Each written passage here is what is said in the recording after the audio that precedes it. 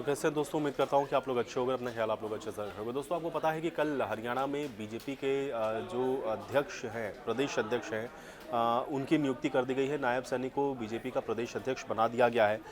लेकिन जाहिर है कि अब उनके प्रदेश अध्यक्ष बनाए जाने के बाद जो राजनीतिक सरगर्मियां हैं वो काफ़ी तेज़ हो गई हैं। एक तो संगठन के स्तर पर भारतीय जनता पार्टी को अगर आप देखें तो चूँकि बीजेपी एक कैडर बेस्ड पार्टी है और यहाँ पर संगठन के स्तर पर आप देखते हैं कि नियुक्तियां लगातार होती रहती हैं और पहले से ही जो संगठन है वो भारतीय जनता पार्टी का काफ़ी फैला हुआ है। पन्ना प्रमुख से लेकर के और आप देखते हैं प्रदेश अध्यक्ष तक एक अच्छा खासा संगठन भारतीय जनता पार्टी के पास में है। तो संगठन के स्तर पर कोई बहुत बड़ी तब्दीली या कोई बहुत बड़ा परिवर्तन या इस तरह की कुछ चुनौती कम से कम नायब सैनी के सामने नहीं है।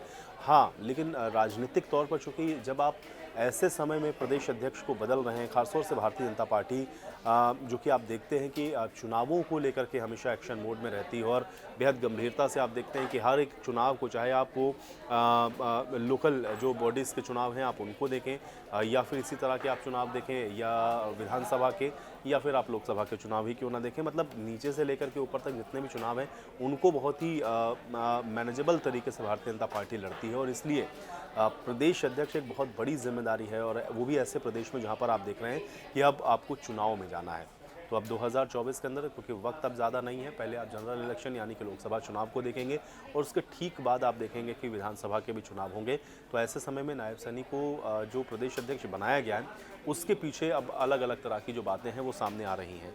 एक तो ओपी धनखड़ जो कि जिस वर्ग से आते थे, अब उनकी जगह अगर आप कोई दूसरा प्रदेश अध्यक्ष बना रहे हैं तो दूसरा ये है कि वो वर्ग नाराज़ ना हो, इसलिए नायब सैनी का चुनाव हो सकता है। संगठन से लेकर के एक लोकसभा सदस्य होने के नाते या विधानसभा के भी जब वो सदस्य रहे, पार्टी के एक मजबूत कार्यकर्ता के तौर पर भी नायब सिंह सैनी की जो पहचान है वो रही है। और इसलिए पार्टी को जिस तरह से उन्होंने मजबूत किया है या पार्टी के साथ उनका जिस तरीके का जुड़ाव रहा है, शायद ये वजह है कि केंद्रीय नेतृत्व ने उनको इतनी बड़ी जिम्मेदारी दी है। लेकिन अब देखना ये है, चूँकि प्रदेश के अंदर राजनीतिक सरगर्मियाँ तेज़ हैं, विपक्ष अपनी अपनी तरह से इसको एक तरीके से कह सकते हैं कि इसके ऊपर जो अपनी प्रतिक्रियाएँ हैं वो दे रहा है।